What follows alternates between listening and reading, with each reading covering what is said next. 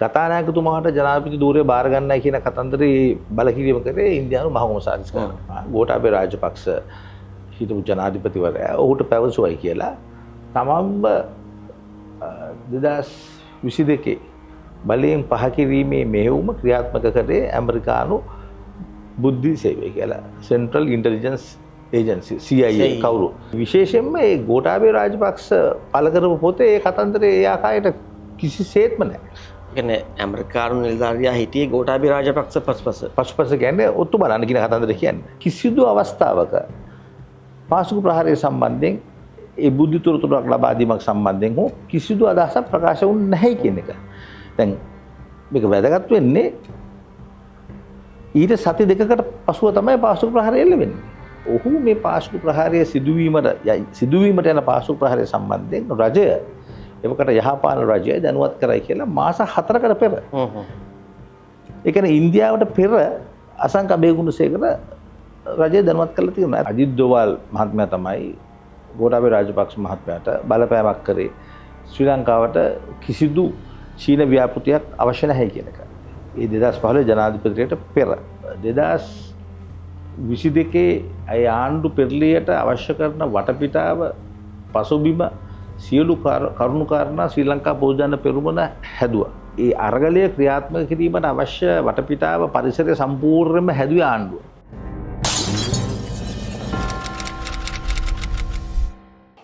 අයිබෝන් සුබ දවසක්. මේ ශමේන් සමග දේශපාලන සංවාදය. අදත් අපත් සමග ඉන්නවා දිවයින අයිලන්ඩ් මාධ්‍යවේදී ශමේන් ෆර්ඩිනැන්ඩෝ. අයිබෝන්. අයිබෝන්. මම හිතන්නේ මේ අපිට මේ ගිය සතියේ කතා කරන්න තිබුණ මාතෘකාවක් අපි අර නිදහස් උත්සවය සම්බන්ධ මේ මාතෘකාව උඩට ආව හින්දා අපි ඒක පොඩ්ඩක් මේ සතියකට කල් දාගත්තා. අද අපිට කතා කරන්න වෙන්නේ ඒ සම්බන්ධව මේ මට ඊට කලින් අහන්න ඕනේ මේ අරගලය සම්බන්ධව අපි දන්නා කෘති ගණනාවක් මේ පළ වුණා. මම මේ අද කතා කරන්න තියෙන අරගලය සම්බන්ධවම ලියවිච්ච තවත් පොතක් ගැන. මට තියෙන ගැටලුව ඒක නෙමෙයි අරගලය සම්බන්ධ මෙච්චර කතා කරන දේවල් තියෙනවද කියන එකයි.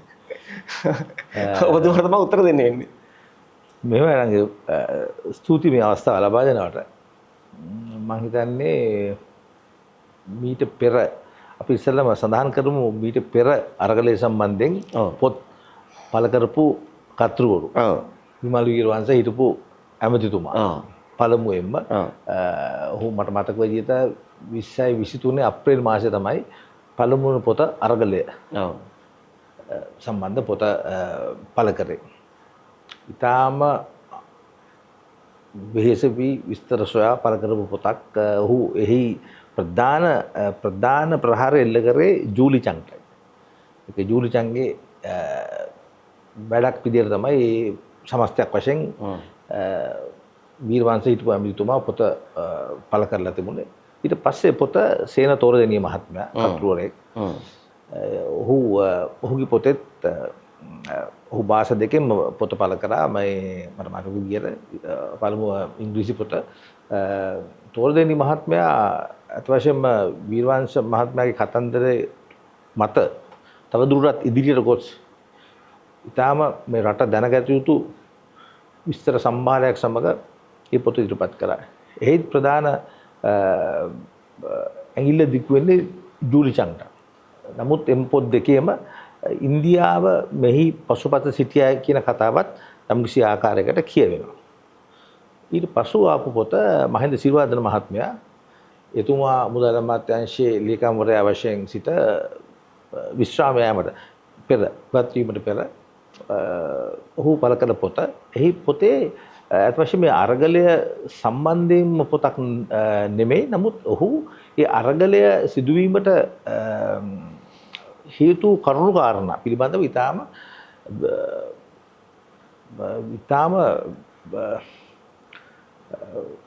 කල්පනාවෙන් සියලුම දත් එකතු කරලා ඔහු මහ බැංකුවේ සේවය කරපු කාලය උපයෝගී කරගෙන ඒ සමස්ත කතන්දරය ඉදිරිපත් කරනවා. එහි කතාවේදී ඇතිවෙන ප්‍රශ්නය තමයි අත් වශයෙන්ම ගෝඨාභය රාජපක්ෂ ජනාධිපතිවරයා ඒ නායකත්වය දුන්න රජය, ඒ රජය තුල මහ බැංකුව සහ මුදල් අමාත්‍යාංශය සිතාමතා මේ තත්ත්වය ඇති කරන්න ක්‍රියා කරා දෝ කියන අදහස ඉලිප් වෙනවා හේතුව මහින්ද සිල්වාතන දිගින් දිගටම පෙන්නුම් කරනවා මේ සම්බන්ධයෙන් අදාළ සියලු පාර්ශව දැනුවත් කරත් ඒ ආකාරයටම රට ඒ කඩා වැටීමට ඉඩ හරියයි කියන චෝදනාව. ඒ වගේම සුනන්ද මද්දුම බණ්ඩාර මහත්මයා පළ කරපු පොත අවසන් පොත එය ඒ පොතේ පළමු වරට කතා බහට ලක් වෙනවා මේ ජූලි චංග්ට වඩා ඒ හා සමාන කර්තව්‍යයක් එවකට ශ්‍රී ලංකාවේ සිට ඉන්දියානු මහ කොමසාරිස්තුමා බැග්ලේ මහත්මයා කරා කියලා අර රහස් මීටිම කතානායකතුමාගේ නිල නිවාසයට 13 වෙනිදා ගොස් ජූලයි මාසේ 13 වෙනිදා ගොස් ඒ හමුවීම කතානායකතුමාට ජනාධිපති ධූරය බාර ගන්නයි කියන කතන්දරේ බලකිරීම කරේ ඉන්දියානු මහ කොමසාරිස්තුමා. ඒක තමයි සුනන්ද මද්දු බණ්ඩාර මහත්මයාගේ පොතේ තියෙන විශේෂ කතාව. ඒත් තෝරද සිරිවාදන මහත්මයා මට මතක විදිහට සිරිවාදන මහත්මයා සහ සුනන්ද මද්දු බණ්ඩාර මහත්මයා පළ කර පොත් දෙක අතර තමයි ගෝඨාභය රාජපක්ෂ හිටපු ජනාධිපතිතුමා තමුන්ගේ පොතක් තමුන්ග බලෙන් ඉවත් පාලන ඉවත් කරපු ඒ කතාව ඔහු ඉදිරිපත් කරන්නේ ඒ ඔහුගේ කුමන්ත්‍රණයක් කියලා හඳුන්වනවා. නමුත් ඔහු ඍජුව කාටවත් ඇඟිල්ල කිසිදු රටකට ඇඟිල්ල දිගු කිරීමක් කරේ නැහැ. විශේෂයෙන්ම ඉන්දියාව සම්බන්ධයෙන් එහෙම ලොකු නෑ එතුමාගේ ප්‍රතිචාරය ඉන්දියාව සම්බන්ධයෙන් ඉතාම හොඳයි. යහපත් ප්‍රතිචාරයක් එතුමාට තිබුණේ. නමුත් සුනන්ද මද්දු බණ්ඩාර පොතේ තියෙන කතාව සම්පූර්ණ වෙනස්. හරි පරස්පරයි. නමුත් දැන් අවසන් පොත කියන දැනට අවසන් පොත අනිවාර්යයෙන්ම රංගේ මීඩ සම්බන්ධයෙන් තව පොත් ඉදිරියේදී පළ වෙයි. මේ අවසන් දැනට පළ කරලා තියෙන අවසන් පොත ඉංග්‍රීසි භාෂාවෙන් පමණක් පළ කරලා තියෙන පොතක්. මම ඇත්තටම කතුතුමාගෙන් ඉල්ලීමක් කරා හැකි ඉක්මනට මේක සිංහලටත් පරිවර්තනය කරන්න. සිංහලෙන් පමණක් මේක දෙයක් කියවන කෙනෙක්ට මේක අත් වශයෙන්ම දැනගන්න ඕන දේවල් මේක තියෙනවා කියලා අසංක අබේගුණසේකර රංගේ අපි දන්නවා. ඔසි අබේගුණසේකර හිටපු දේශපාලඥයෙක්. ඔහු LTT ප්‍රහාරයකදී ඝාතනය වුණා. ගාමිණී දිසානායක මැතිතුමා සමගම එකම වේදිකාවේ සිටිනකොට තමයි ඔහු ඝාතනයට ලක් වෙන්නේ. තොටලංග.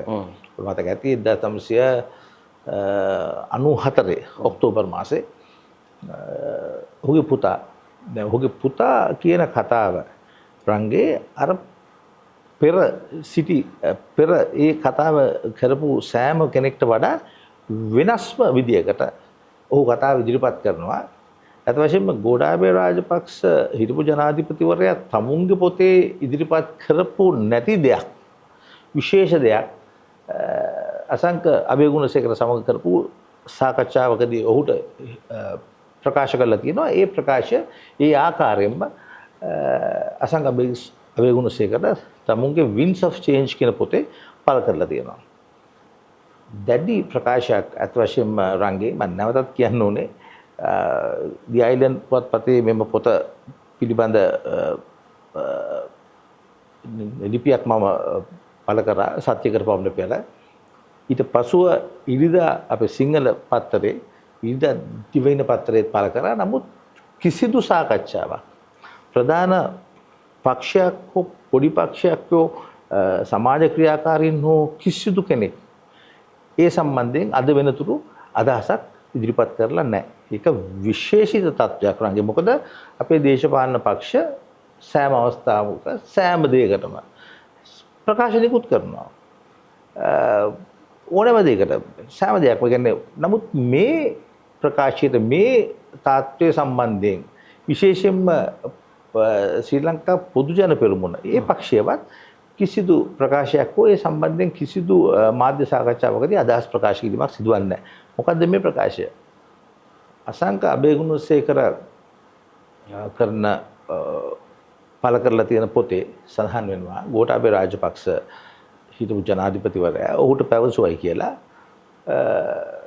තමන්ව 2022 බලයෙන් පහ කිරීමේ මෙහෙයුම ක්‍රියාත්මක කරේ ඇමරිකානු බුද්ධි සේවය කියලා සෙන්ට්‍රල් ඉන්ටෙලිජන්ස් ඒජන්සි CIA කවුරු කියන කතන්දර කියනවා. හිරු CIA නෙමෙයි මේ ඇමරිකන් CIA.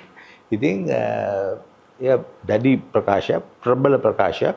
ඔහු ඒ පොතේ සඳහන් කරලා තියෙනවා 2019 සිට ජනාධිපති ධූරයට පත් වූ වසරේ සිටම කොළඹ පිහිටි ඇමරිකානු තානාපති කාර්යාලයේ නිලධාරියෙක් තමුන්ගේ පිටුපසින් හිටියයි කියලා.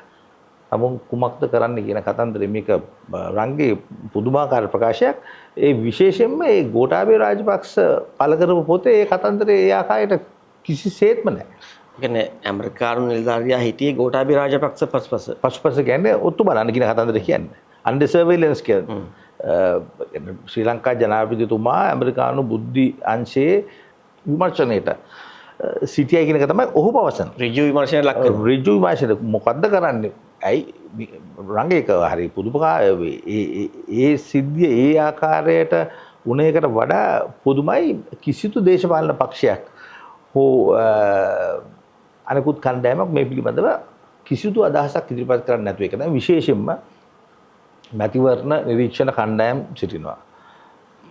පැෆරල් කියලා සංවිධානය තියෙනවා, කැෆේ තියෙනවා, මාර්තු 12 තියෙනවා. ඊට අමතරව දැන් මේ කණ්ඩායම මේ අවස්ථාවේ අපි මේ සාකච්ඡා කරන අවස්ථාවේදී ඔවුන් බංග්ලාදේශ ගිහිල්ලා බංග්ලාදේශයේ මැතිවරණය කටයුතු වල දැන් සහභාගී වෙලා තියෙනවා. දැන් මේ தත්ත්වය තුල අත් වශයෙන්ම මේ ඡන්ද ක්‍රමය පිළිබඳ ඒ ආකාරයට උනන්දුවක් දක්වන කණ්ඩායමක්වත් මේ සම්බන්ධයෙන් අදහස ප්‍රකාශ නොකිරීම හරි පුදුම සහකරයි.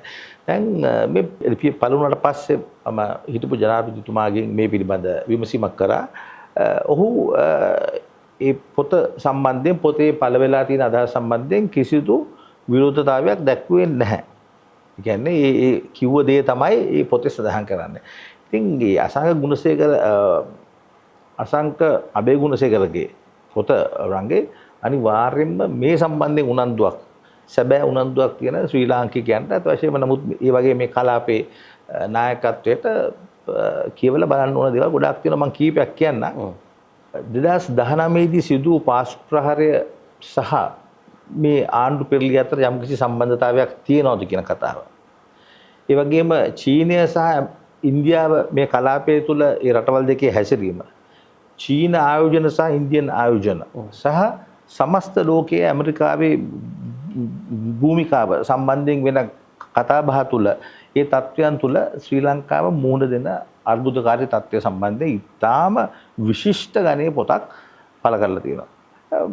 අසංක අබේගුණසේකර ගැන කතා කරනකොට රංගි කියන්න ඕනේ ඔහු මහින්ද රාජපක්ෂ ජනාධිපතිතුමාගෙන් සහ මෛත්‍රීපාල සිරිසේන ජනාධිපතිතුමාගෙන් දේශපාලන පත්වීම් ලැබපු පුද්ගලයෙක්.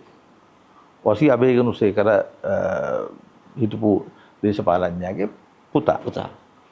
ඔහු සමාවෙන්න මම ඔහු වෘත්තියෙන් මොනහෝ අතරම එතන තමයි මම එන්නේ. දැන් මහින්ද රාජපක්ෂ මහත්මයා අසංක අබේගුණසේකරව කදිරගම මධ්‍යස්ථානයේ ප්‍රධානියා වශයෙන් පත් කරා. ඒ තනතුර යහපාලන ආණ්ඩුව ඔහුව ජාතික ආරක්ෂාව සම්බන්ධයෙන් කටයුතු කරන කණ්ඩායමක ප්‍රධානියා වශයෙන් පත් කරා. ඒ තනතුර අත් වශයෙන්ම ඔහු රංගේ මෙතන සඳහන් කරන්න ඕනේ අසංක අබේගුණසේකර මහින්ද රාජපක්ෂ ජනාධිපතිවරයාගෙන් දේශපාලන පත්වීමක් ලැබලා ලක්ෂ්මණ කදිරගම මධ්‍යස්ථාන ප්‍රධානියා වශයෙන් සිට ඊට පසු 2015 යහපාලන එක්සත් ජාතික පක්ෂයට එකතු වෙලා ගම්පා දිස්ත්‍රික්කයෙන් තරඟ කරලා පරාජය වෙච්ච පුද්ගලෙක්. මොකද මේ කතාව කියන්නේ නැතුව අපිට මේ සම්පූර්ණ කතාව ඉදිරිපත් කරන්න බෑ.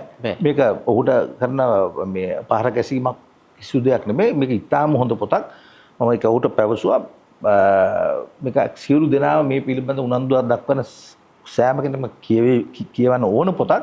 නමුත් සැබෑ තත්ත්වය පසුබිම මෙන්න මෙහෙම කතාවක් පොතේ එක තැනක තියෙනවා. අසංක අබේගුණසේකර ජාතික ආරක්ෂාව සම්බන්ධ ඒ කණ්ඩායමේ ප්‍රධානියා වශයෙන් කටයුතු කරන අවස්ථාවේදී ඔහු මීටිමකට සහභාගී වෙනවා. කොළඹ පැවති මීටිමකට.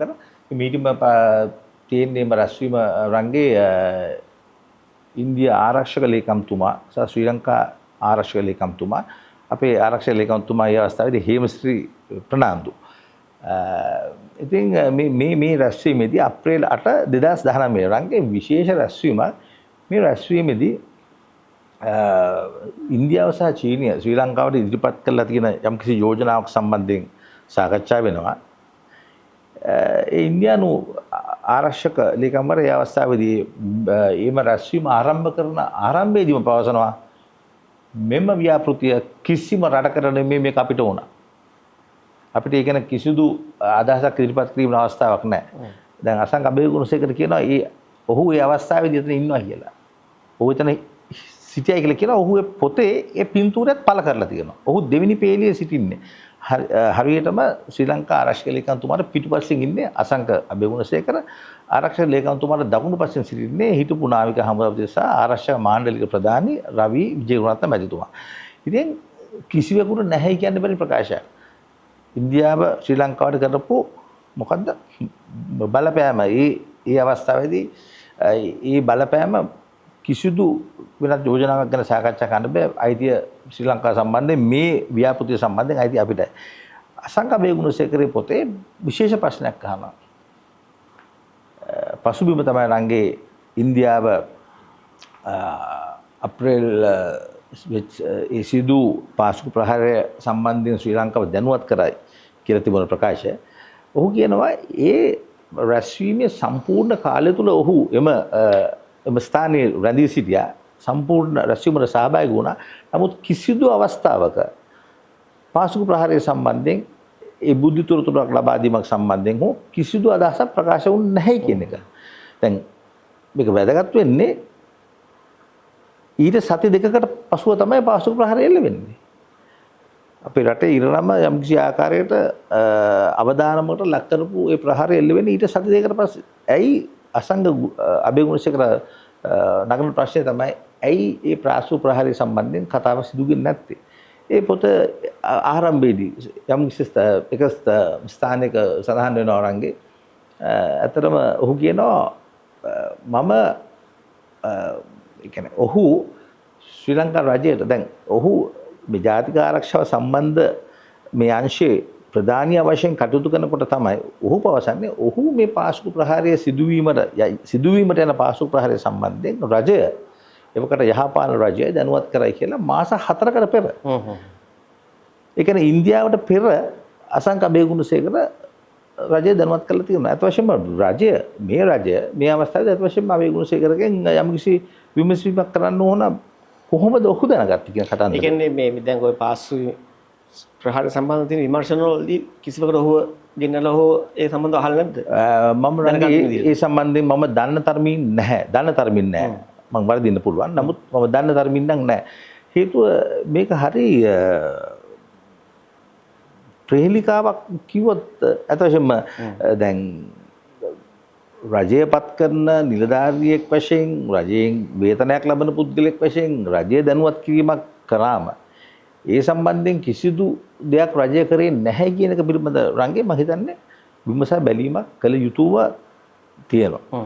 අපි මේ මහ මොලකරුවේ පිටුපස දුවනවා මිසක් මේ සමස්ත ක්‍රියාදාමය තුල මේ කොහොමද සිදුුනේ කියන එක පිළිබඳ දැඩි ප්‍රශ්නයක් තියෙනවා. දැන් එක මේ සමස්ත කතාව තුල මේ winds of change කතුරුවරයා හෙළිදරව් කරන දෙයක් තමයි මේ ගෝඨාභය රාජපක්ෂ හිටපු ජනාධිපතිවරයාගෙන් ඔහුගේ පාලනය පෙරලීම සම්බන්ධයෙන් යම්කිසි ප්‍රශ්න කිරීමක් කරන අවස්ථාවේදී ඔහු ඉන්දිය ආරක්ෂක උපදේශක අජිත් ඩෝවල් මහත්මයා සම්බන්ධයෙන් ගෝඨාභය රාජපක්ෂ හිටපු ජනාධිපතිතුමාගේ ප්‍රකාශය ඔහු ඊටම හොඳ පුද්ගලයෙක්. නමුත් අපි මීට පෙර අපි දන්නවා මේ රට මේ කලාපය ලෝකයේ දැනුවත් අජිත් ඩෝවල් මහත්මයා තමයි ගෝඨාභය රාජපක්ෂ මහත්මයාට බලපෑමක් කරේ ශ්‍රී ලංකාවට කිසිදු චීන ව්‍යාපෘතියක් අවශ්‍ය නැහැ කියන එක. ඒ 2015 ජනාධිපතියට පෙර. ඉතින් මේක යටි කතා ගොඩක් තියෙනවා රංගය. අත වශයෙන්ම අපි දැන් මේ පොත ලියන අවස්ථාවේදී මම හිතනවා අසංක අබේගුණසේකරත් දැනගෙන සිටියේ නැහැයි කියලා. ඒ පොත ලියන අවස්ථාවේදී කතානායකතුමාව සමුවි කතානායකතුමාව හමුවී ජනාධිපති ධූරය බාර ගන්නයි කියලා බලපෑම කරේ ඉන්දියා මහ කොමසාරිස් කියලා අසං අබේගුණසේකරත් දැනගෙන සිටියේ නැහැයි කියන සැකය මට තියෙනවා. මම හිතනවා ඒක ඔහු දැනගෙන සිටියේ නැහැයි කියලා. ඉතින් මේ සමස්ත කතාව තුළ රංගේ අපි තේරුම් ගන්න ඕනේ 2022 අය ආණ්ඩු පෙරළියට අවශ්‍ය කරන වටපිටාව පසුබිම සියලු කරුණු කාරණා ශ්‍රී ලංකා පොදුජන පෙරමුණ හැදුවා. මේ රට බංකොලොත් කිරීමේ වගකීම ඒ කාලයක් තුළ වෙච්ච ආර්ථික වැරදි ආර්ථික සම්බන්ධයෙන් තීන්දුව తీරන කෙසේ වෙතත් ඒ වගකීම ශ්‍රී ලංකා පොදුජන පෙරමුණ හිටපු ජනාධිපතිවරයා බාරගත යුතුයි. ඒක තමයි සත්‍ය. ශ්‍රේෂ්ඨාධිකරණය පවා 2023 අග දුන්න නොවැම්බර් මාසෙ දුන්න තීන්දුවකදී ඊට පැහැදිලිව ජනාධිපතිතුමා බැසිල් රාජපක්ෂ හිටපු ඇමතිතුමා අග්‍රාමාත්‍ය මහින්ද රාජපක්ෂ පී.බී. ජයසුන්දර අජිත් නිවාත් කබ්‍රල් ඇතුළු මම හිතන්නේ 6ක් හෝ 7ක් වැඩිකරුවෝ කරලා ඒ තීන්දුව දීලා තියෙනවා. ඉතින් ඒ සමස්ත තත්ත්වය තුළ අපි තේරුම් ගන්න ඕනේ ඒ අරගලය ක්‍රියාත්මක කිරීමට අවශ්‍ය වටපිටාව පරිසරය සම්පූර්ණයෙන්ම හැදුවේ ආණ්ඩුව. එය ප්‍රයෝජනයට ගත්ත කණ්ඩායම් අතර දේශීය වශයෙන් සහ ඉන්දියාව සහ ඇමරිකාව සිටියයි කියන එක දැන් ඊටාම පැහැදිලි. ඊටාම පැහැදිලි ඒක කිසිදු සැකයක් නැහැ. අපිට අත් වශයෙන්ම කරන්න දෙයක්වත් නැහැ. අපි දකිනවා අපේ මාන්ත්‍රිකවරු ඉන්දියාව කතා කර සැනින් ඉන්දියාවට දුවනවා කියන්නේ ඉතින් අත් වශයෙන්ම ඉතින් රටකින් ලැබෙන ඕනෑම දෙයක් ලබා ගන්නවා කියන පාර්ලිමේන්තුවක් මේක මට මතකයි 2005 දී යහපාලන ආණ්ඩුවේ මම හිතන්නේ മന്ത്രിගොල්ලෝ 225න් 180ක් පමණ චීනෙ ගියා. පුරුණට අත් වශයෙන්ම රංගේ මේ ආකාරයට පින්නට පුහුණු වීම ලබන රටක් රජයේ නිලධාරීන් മന്ത്രിවරුන් අනිකුත් දේශපාලඥයන් ඇතුළු එකම හිතා ගන්න බැරි අධිකරණ ශ්‍රේෂ්ඨය සෑම දෙයක්ම පිටරටින් ලැබෙන දේ ඕනෑම දෙයක් ලබා ගන්නවා කියන ඉන්න ආණ්ඩු මේ ආණ්ඩුව පමණක් නෙමෙයි රංගේ සෑම ආණ්ඩුවක්ම අපිට මතක ඇති කාලයක සිට මම හිතන්නේ කාලයක සිට මේ தත්ත්වය ක්‍රමක්‍රමයෙන් වර්ධනය වෙලා දැන් අද වෙනකොට සෑම ශේෂ්ත්‍රයක්ම තීන්දුව తీරන ගැනීමේ ඒ ක්‍රියාවලියට සම්බන්ධ වෙන සියලු දෙනාම මේ රටට පමණක් නෙවෙයි තව රටකට සේවය කරන තත්ත්වෙටම පත්වෙමින් පවතිනවා. ඒ කාලේ ලොකු ආందోලනයක් තිබුණා අර්ජුන මහෙන්ද්‍රන් සිංගප්පූරු ජාතිකයෙක් වශයෙන් කොහොමද කියලා ශ්‍රී ලංකාවේ මහ බැංකුවේ අධිපති වෙන්නේ. එහෙම විදේශීය පුරවැසි භාවයක් ලබා ගත්තත් නැතත් මේ රටේ සිද්ධ වෙන දේවල් බලාගෙන යනකොට අත වශයෙන්ම බොහෝ පුද්ගලයන් කටයුතු කරන්නේ කාගේ අවශ්‍යතාවයටද කියන කතන්දරේ රංගේ දැන් අමුතුවෙන් කියන්න දෙයක් නැහැ. ඊටාම් පැහැදිලි. ඉතින් ඒ අරගලයේ ක්‍රියාත්මක කරපු ආකාරය තුළ අපි තේරුම් ගන්න ඕනේ මේ කලාපේ ඉන්දියාව සහ ඇමරිකාව අතර ගැටුම්කාරී තත්ත්වයන් නොයෙකුත් ප්‍රශ්න තියෙන්න පුළුවන්. විශේෂයෙන්ම රුසියාව සමග ඉන්දියාව කටයුතු කිරීම සහ ඇමරිකාව ඊට දක්වන ප්‍රචාරය පිළිබඳ ප්‍රශ්න තියෙනවා. නමුත් ශ්‍රී ලංකාව සම්බන්ධයෙන් කටයුතු කරනකොට ඇමරිකාව සහ ඉන්දියාව ඉතා පැහැදිලිව එක ස්ථානයක සිට අපි සමග කටයුතු කරනවා කියන එක ඉතාම පැහැදිලි. ඔය කිසිදු පොතක තිබ්බේ නැද්ද? ඇයි ඇමරිකාව මෙච්චරම මේ ගෝඨාභය රාජපක්ෂ සමග ගැටලුවකින් හිටියේ කියලා. දැන් මොකද ගෝඨාභය රාජපක්ෂ කියන්නේ ඒකට ඇමරිකන් පුරවැසියෙක් නේ. ඔව්. මම දන්නේ ඊට පස්සේද ඔව් පුරවැසි භාග අත්තරියා ඡන්දෙට යුද්ධය ලංකාවේ යුද්ධයද ඒකට ප්‍රධාන හේතුවක් තමයි මොකක්ද රංගේ අත් වශයෙන්ම ඇමරිකාවට මානව හිමිකම් සම්බන්ධයෙන් ප්‍රශ්නයක් නැහැ. නමුත් අවශ්‍ය වෙලාවට ඇමරිකාව මානව හිමිකම් කියන මේ ලේබලය මත නොයෙකුත් රටවල් වලට හිරිහැර කරනවා. ඇමරිකාව මේ මම හිතන්නේ මේ ලෝකයේ තියෙන ප්‍රධාන ප්‍රබල රටවල් ගත්තොත් මානව හිමිකම් කඩන දුෂ්ට කිසිදු නීතියකට අනුකූල නැති රාජ්‍යයන් සමග ඇමරිකාව කිසිදු ප්‍රශ්නයක් නැතුව කටයුතු කරනවා රංගේ. ඒක ඇමරිකාව කියන්නේ මම හිතන්නේ මම දකින විදිහට මානව හිමිකම් කඩන ප්‍රධානම රටක්. ප්‍රධාන වශයෙන් දැන් වෙන තත්ත්වය ඇමරිකාව බැලුවොත් අපි දකිනවා ඇමරිකානු පුරවැසියන්ට ඇමරිකාව කොහොමද සලකන්නේ කියලා. ඉතින් අලුතෙන් දෙයක් ඒක නෑ. නමුත් මේ ගෝඨාභය රාජපක්ෂ පිළිබඳ ප්‍රශ්නේ රංගේ අත් වශයෙන්ම ගෝඨාභය රාජපක්ෂ පිළිබඳ ප්‍රශ්නයක් නෙමෙයි. ඇමරිකාව සහ ඉන්දියාව යම් කිසි ස්ථාවරයකට පැමිණෙනවා ශ්‍රී ලංකාව චීනය සමග තියෙන ගනුදෙනුව තුළ චීන ව්‍යාප්තවාදී ව්‍යාපෘතිය තුළ ශ්‍රී ලංකාව ස්ථානගත වීම පිළිබඳ ඇමරිකාවට සහ ඉන්දියාවට ප්‍රශ්නයක් තියෙනවා. ඒ සම්බන්ධයෙන් තමයි වුන් කටයුතු කරන්නේ. අපි දැක්කා චීන පර්යේෂණ යාත්‍රාවක් හම්බන්තොටට පැමිණියා, කොළඹට පැමිණියා. ඒ සම්බන්ධයෙන් විශාල ආందోලනයක් ලැබුණා. මේ අත වශයෙන් මේ ප්‍රධාන වශයෙන්ම ශ්‍රී ලංකාවේ රාජ්‍ය පාලනය වෙනස් කිරීමට ප්‍රධානම හේතුව වෙන්නේ ශ්‍රී ලංකාව චීන කණ්ඩායමේ කියන හේතුව. ඒක රංගේ අලුත් දෙයක් නෙමෙයි. 2010 දී සරත් ෆොන්සේකාව ජනාධිපතිවරණයට ඉදිරිපත් කරන්නේ නැත්නම් ඇමරිකාව. ඒක රහසක් නෙමෙයි. විකිලීක්ස් මේ වෙබ් අඩවියට ගිහලා බැලුවා නම් ඉතා පැහැදිලිව එහි සඳහන් වෙනවා ඒ ජනතා එක්සත් ජාතික පක්ෂයයි ජනතා විමුක්ති පෙරමුණයි දෙමළ ජාතික සන්ධානයයි LTT එකත් එක්ක බුදියාගත් දෙමළ ජාතික සන්ධානයයි මුස්ලිම් කොංග්‍රසයයි යන මේ සියලු කණ්ඩායම් එකට එකතු කරලා ජෙනරල් ෆොන්සේකාව ඉදිරිපත් කරන්නේ ඇමරිකන් තානාපතිතුමිය. ඒක තානාපති කාර්යාලය. ඇමරිකානු තානාපති කාර්යාලය කියන්නේ ඇමරිකානු රාජ්‍ය දෙපාර්තමේන්තුව. ඒ 2010 දී. 2015 දී මෛත්‍රීපාල සිරිසේන මැතිතුමාව ජනාධිපතිවරණයට ඉදිරිපත් කරන්නත් ඒ කණ්ඩායම.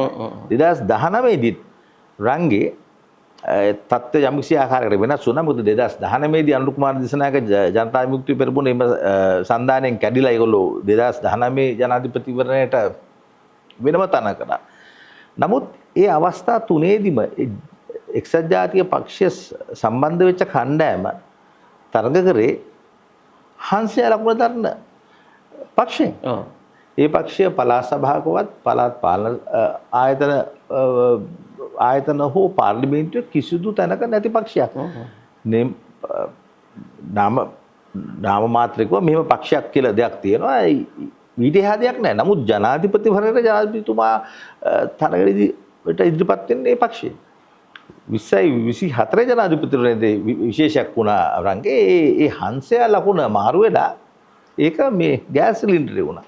ගෑස් සිලින්ඩරේ වෙලා රනිල් වික්‍රමසිංහ මහත්මයා සුවහදීන අපේක්ෂක වශයෙන් තරඟ කරේ ගෑස් සිලින්ඩරේ. ඉතින් මේ දේශපාලනය තුල ශ්‍රී ලංකාවේ දේශපාලනය තුල රංගේ ඇතුළ අපි දකින දේ සාමාන්‍ය මිනිස්සු දකින දේ සහ ඇතුළේ යට යම්කිසි ප්‍රමාණයට පේන දේ සහ ඒ ලෝකයට සම්බන්ධ වෙනකොට වෙන දේ ගැන අත වශයෙන්ම හිතා ගන්නවත් බෑ. ඔව්.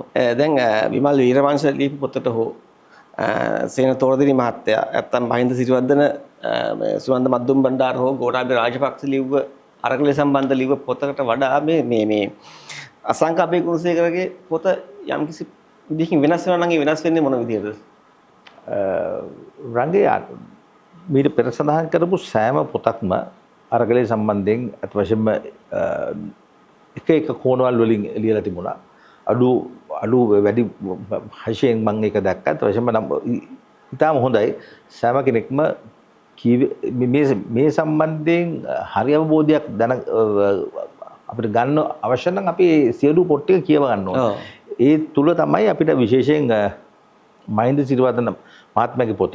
ඒ පොත කියවීමේදී අපි තේරුම් ගන්නවා මේ 2019 2020 මේ ආර්ථිකය බරපතල ලෙස කඩා වැටීමට හේතු සාධක ටික මහ බැංකුව ඇති කරන්නේ කොහොමද කියලා. වෙන කවුරුත් නෙමෙයි. රංගෙන් මහ බැංකුව. මහ බැංකුව සහ මුදල් අමාත්‍යාංශයේ එවකට මුදල් අමාත්‍ය මහින්ද රාජපක්ෂ. ਉਹ ගෝඨාභය රාජපක්ෂගේ සහෝදරයා. වැඩිමහල් සහෝදරයා. මහින්ද රාජපක්ෂ මැතිතුමා මුදල් අමාත්‍ය ධූරයෙන් ඉවත් වෙලා එතනට ඉන්නේ බැසිල් රාජපක්ෂ. එතකොට මහින්ද සිරිවර්ධන මහත්මයාගේ කතාව පොත කියවනකොට යම්කිසි අවස්ථාවක අවධානයෙන් මේ ගැන කියවන කෙනෙක්ට හිතා ගන්න බෑ අත් වශයෙන්ම මේක පවුල තුල මේක කොහොමද වෙන්නේ මේක මේ ආකාරයට දැනුවත් කරනකොට මේක මේ තත්ත්වයට යනවා අපි ජාත්‍යන්තර මූල්‍ය අරමුදලට යන්න ඕන මේක නැත්තම් ඇති වෙන තත්ත්වය මේකයි කියලා දැඩිව ප්‍රකාශ කරනකොට ආණ්ඩුවට දැනුම් දෙනකොට මේක සම්පූර්ණයෙන්ම දේශීය විසඳුමක් ගැන කතා කරමින් ඒ ආණ්ඩුව බැටනකම්ම හිටියා. ඉතින් ඒ පසුබිමේ තමයි රංගේ මේක කතා වෙන්නේ. නමුත් මේ අසංක අබේගුණසේකරගේ පොතේ වටිනාකම විශේෂත්වය ඍජුව කිසිදු පැකිලීමකින් තොරව ඔහු තම පොතෙන් ශ්‍රී ලංකාවේ 2022 අරගලයේ පිටුපස්ස සිටියේ ඒ ක්‍රියාත්මක කරේ ඇමරිකාව CIA සංවිධානය කියන එක ඍජුව ප්‍රකාශ කරලා තියෙනවා. මේක ජූලි චං පිළිබඳ කතාවක් නෙමෙයි රංගි අත්ත. අත් වශයෙන්ම මම ඒ සම්බන්ධයෙන් සිංහල පුවත්පත ලියුම් කරත් ලිව්වා මේ අපි දැක්කා මගේ ඊටම හිතවත් මිත්‍රයෙක් උදය ගම්මන්පිල මැතිතුමා ඔහු මේ කිරිබත් කාලා සන්තෝෂය ප්‍රකාශ කරා ජූලි චං ගියා කියලා. අත් වශයෙන්ම ජූලි චං මෙතන ඇවිල්ලා චරිතයක් නෙමෙයි රංගි. අපි දැක්කේ ජූලි චංව. අපි එක කාලයක් ජේන් ඩික්ෂිට් දැක්කා. ඒක කාලවල නොයෙකුත් තානාපතිවරු හැසිරෙන විදිය ගැන මිනිසුන්ට තරහක් වෛරයක් තිබුණා. ඩේවිඩ් ග්ලැස්ටන් අපේ ප්‍රේමදාස මැතිතුමා රටෙන් පිටුවහල් කරා. ඔහු ඡන්ද වැඩවල වලට අර දැම්මයි කියලා. ඉතින් ඒ වගේ සිද්ධීන් තිබුණා. නමුත් අපි තේරුම් ගන්න ඕනේ මේ ශ්‍රී ලංකාවේ දේශපාලන ගමන දිශාතිය වෙනස් කරේ ඇමරිකාව. ජූලි චං නෙමෙයි. ජූලි චං ඇමරිකාව මෙහි ඇමරිකාව වෙනුවෙන් මේ හිටපු තානාපතිතුමිය පමණයි. බැග්ලි ගැන කතා කරත් ඉන්දියානු මහ කොමසාරිස්තුමා ඔහු කතානායකතුමාව සමු වී ජනාධිපති ධූරය බාර ගන්න කියන කරන ප්‍රකාශය බැග්ලි මේ විශේෂ ආසාවකින් කරපු දෙයක් නොවෙන්න පුළුවන්. ඒ නවදිල්ලියෙන් නරේන්ද්‍ර මෝඩි ආණ්ඩුවෙන් ලැබෙන තීරණය. ඒක තමයි තීන්දුව. ඒ වගේමයි ඇමරිකාවත්. ඉතින් අපේ අවාසනාවකට අපි පුද්ගලයෝ අල්ල ගන්නවා. අපි පිටිපස්සේ තියෙන චිත්‍රය සමහරක් වෙලාවට දකින්නේ නැහැ. ඉතින් ඒ තුල අපි නොයෙකුත් ප්‍රකාශ කරනවා. ඒ විශේෂයෙන් එක තේරෙනවා මේ ඉන්දියාව සම්බන්ධයෙන් රංගේ මේ මීට මාස කිහිපයකට පෙර අජිත් දුවාල් මහත්මයා ඉන්දියාවේ තිබුණ යම්කිසි පැටසටහනකදී ඔහු ප්‍රකාශ කරනවා මේ අපූර්ව ප්‍රකාශයක් මේ ශ්‍රී ලංකාවේ නේපාලයේ මේ ආණ්ඩු පෙරලීම් සිදු වුණේ මේ පාලනය දුර්වල නිසා පාලකයන් නිසා කියලා.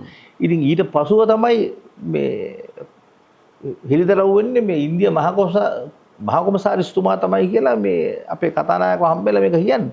මට හිතා ගන්න බෑ මේ කතානායකට මේක කියා ගන්න ශක්තියක් තිබුණ නැද්ද මෙච්චර කල් කියලා.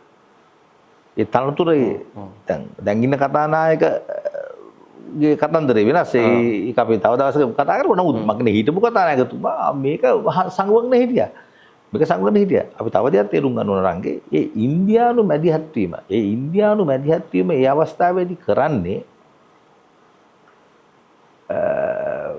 අතවශ්‍යම ඉන්දියාවේ අවශ්‍යතාවය මම මේ පොත් 4-5ම කියවුවට පස්සේ මම තේරුම් ගත්ත දේ තවත් මම බොහෝයට කතා කරා, මෙල්ලිවයට කතා කරා, තවත් පුද්ගලයන් කතා කරා. මම තේරුම් ගත්තේ ඉන්දියාවේ අවශ්‍යතාවය උවමනා වුණේ රනිල් වික්‍රමසිංහ ජනාධිපති ධූරය ලබා ගන්න එක වළක්වන එක. ඉන්දියාවේ අවශ්‍යතාවය උනේ ඒකයි. ඇමරිකාව කොහොම එක දැක්කද කියලා මට හරියට පැහැදිලි නැහැ මේ සමස්ත චිත්‍රය තුළ. නමුත් ඉන්දියාවට අවශ්‍ය වුණා රනිල් වික්‍රමසිංහ අග්‍රාමාත්‍ය ධූරයේ සිට ජනාධිපති ධූරයට පත්වීම වළක්වන්න.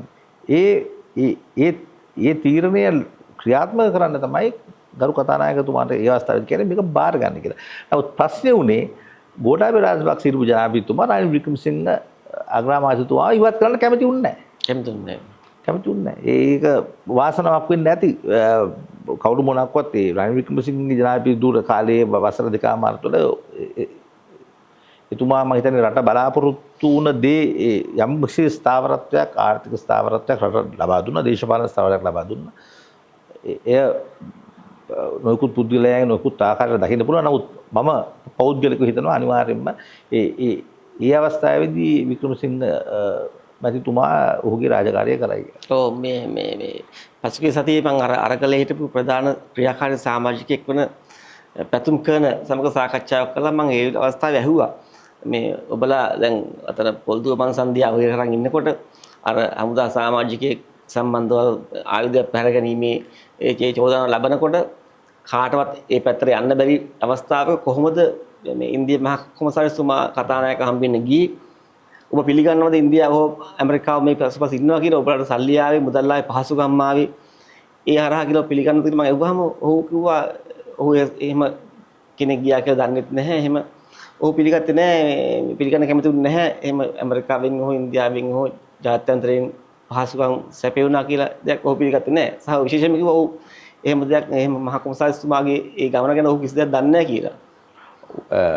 අත වශයෙන් ඉතින් එතුමාට ඔහුට ඒ සම්බන්ධයෙන් වෙනි අදහසක් දරන්න පුළුවන්. නමුත් අනිවාර්යයෙන්ම සුනන්ද මන්දු බණ්ඩාර මෙම චෝදනාව කරන පොත පිළිගන්වන්නේ රනිල් වික්‍රමසිංහ. සුනන්ද මන්දු බණ්ඩාර රනිල් වික්‍රමසිංහ ජනාධිපතිතුමාගේ මාධ්‍ය උපදේශකයෙක් වශයෙන් ජනාධිපතිතුමා කාලයේදී කටයුතු කරපු පුද්ගලයෙක්. ඒ තොරතුර රංගේ 100%ක්ම නිවැරදි. ඒකේ කිසිදු පුද්ගලයෙක්ට ඒ පිළිබඳ සැක පහල කරන්න හෝ අභියෝගයක් ලක් කරන්න බෑ. ඒ සිදු වූවා. ඒ සිදු වූවාමයි එය නැහැ කියන්න හේතුවක් නැහැ. ඒක ඉන්දියාව, ඇමරිකාව සහ කවුරුත් දන්නවා මේ රටේ අරගලය. මම නැවතත් අවධාරණය කරනවා රංගේ අරගලයක් ඇති වෙන්න මේ රටේ මිනිස්සු පාරට බහින්න අවශ්‍ය කරන සියලුම දේ වටපිටාව ඒ తত্ত্বය ශ්‍රී ලංකා බහුජන පෙරමුණ ඇති කළා. ඒක පිළිගන්න ඕනමයි. ඒ తত্ত্বය දඩමීමා කර මිනිසුන් දිගට පාරට බහින කැලල කරන්න විතරයි. අනිවාර්යයෙන්ම රංගේ මේ ආකාරයට සිදු වුනේ නැත්තම් මම හිතනවා ඇමරිකාව ඉන්දියාව නෙමේ මුළු ලෝකෙම එකතු වෙලා ගෝඨාභය රාජපක්ෂ ජනාධිපතිවරයා ඉවත් කරන්න උත්සාහ කරත් මේ රටේ මිනිස්සු පාරට බහින්නේ නැහැ. ඒ අවශ්‍ය වටපිටාව ඒ ආණ්ඩුව හදලා දුන්නේ නැත්තම්. ඒ වටපිටාව රංගේ ඔබට මතකයි තෙල් ටික නැහැ, ගෑස් ටික නැහැ, පෝර ටික නැහැ, සමස්ත කඩාවැටීමක්. මිනිස්සු තෙල් පොලින් වලින් මැරෙනවනේ. මැරලා වැටෙනවා. සමස්ත කඩාවැටීම. අපි ඒ தත්ත්වය තුල දැක්ක රංගේ මේ ජනතා විමුක්ති පෙරමුණ විශේෂයෙන්ම දවසට වැඩ ගියාම හවසට පැය 4-5 කරන්ට් එකනේ. අනිවාර්යයෙන්ම මිනිස්සු දෙකිනවා. අනිවාර්යයෙන්ම රංගේ මට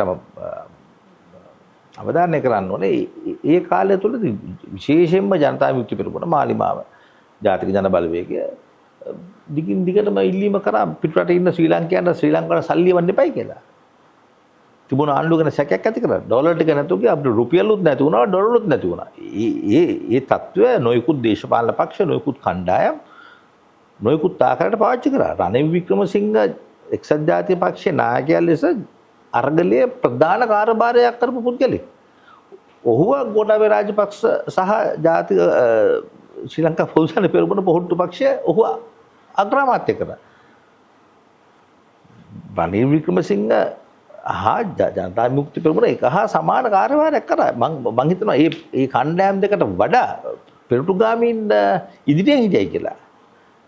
යම් කිසි අවස්ථාවක අරගලේ. නමුත් මාලිමාවට ජාතික ජන බලවේගයට පාර්ලිමේන්තුව තුළ 20 සිට 24 පාර්ලිමේන්තුව තුළ ආසන 3ක් තිබීම තුළ ඒ 3 159ට ගෙනියීමේ අවස්ථාව උන්ට ලැබුණා.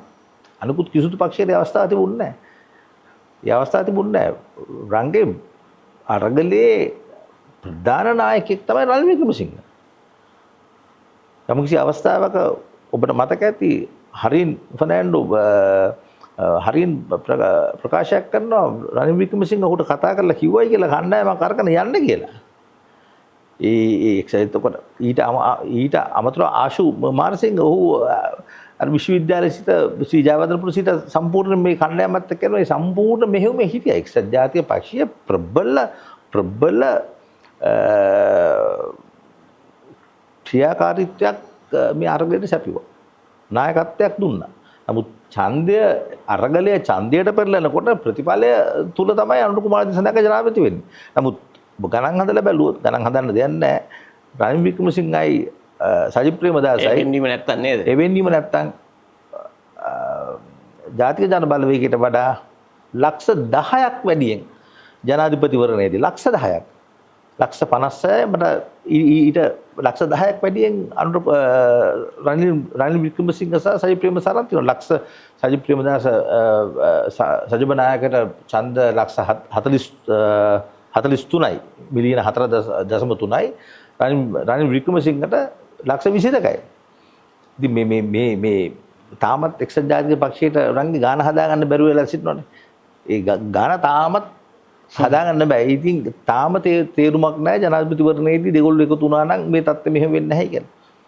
අවම වශයෙන් එයින් පස්සේ මහමැතිවරණයේදී එකතු වුණා නම් ප්‍රතිඵලය වෙනස් වෙනවා කියන එක අදටත් තේරුම් ගන්න නැහැ. ඒ තේරෙන්නේ නැති උඩ තමයි මේ ස්මාර්ට් UNP හදන්න යන්නේ මේ අවස්ථාවේ අපි වෙන වෙලාවක කතා කරමු. ඉතින් අරගලයේ කතාව රංගේ වන්නම් හිතන්නේ පාර්ලිමේන්තුවේ මැදිහත් වීමකින් විශේෂ පාර්ලිමේන්තු කොමිෂන් සභාවක් පත් කරලා මේ අරගලය සම්බන්ධයෙන් සිදු වූ දෑ නිසියාකාරව නිවැරදිව වාර්තාගත කරන්න ඕන. ඒ අත්‍යවශ්‍ය දෙයක්. අදටත් රංගේ 2009 මැයි මාසේ අවසන් වෙච්ච දෙමළ බෙදුම්වාදී ත්‍රස්තවාදය පරාජය කරපු යුද්ධේ නිවැරදි විස්තරයක් නිසියාකාරව ආරක්ෂක හමුදා 3 සහ පොලිසිය එකතු වී ආරක්ෂක අමාත්‍යාංශය අධීක්ෂණය යටතේ එකතු වෙලා පළ කරපු නිවැරදි එක පොතක් නැහැ. ඒ කතාව කියවෙන්නේ එක එක්කෙනාට අවශ්‍ය විදියට කතාව කියන නිසා මේ රටේ කතාව නිවැරදිව මේ කාවත් උඩට දාන්නවත් කාවත් පල්ලෙහාට දාන්නවත් මෙතන අවශ්‍ය කමක් නැහැ. හරියට නිවැරදිව මේක වාර්තා කිරීමක් වෙන්න ඕන. ඒ වගේම මේ අරගලී සම්බන්ධයෙන් රංගේ අත්‍යවශ්‍යයි. ඔව්. හොඳයි. අද අපි ප්‍රධාන වශයෙන් කතා කළේ හිටපු ප්‍රකට දේශපාලඥයෙක් වන LTT සංවිධානය අතින් ඝාතනය වන ඔසිය අබේගුණසේකර මහතාගේ පුත්‍රරත්නය වන අසංක අබේගුණසේකර විසින් ලියන ලද අරගලය සම්බන්ධ කෘතිය සම්බන්ධව අද ප්‍රධාන වශයෙන් අපි කතා කළේ. ඉතින් හමු නැවතත් සද්දිනකින් මෙන්න සාකච්ඡාවකින්. අයිබෝන්. මෙවැනි වීඩියෝ නරඹන්න දිවයින ඔන්ලයින් YouTube channel එක subscribe කරන්න.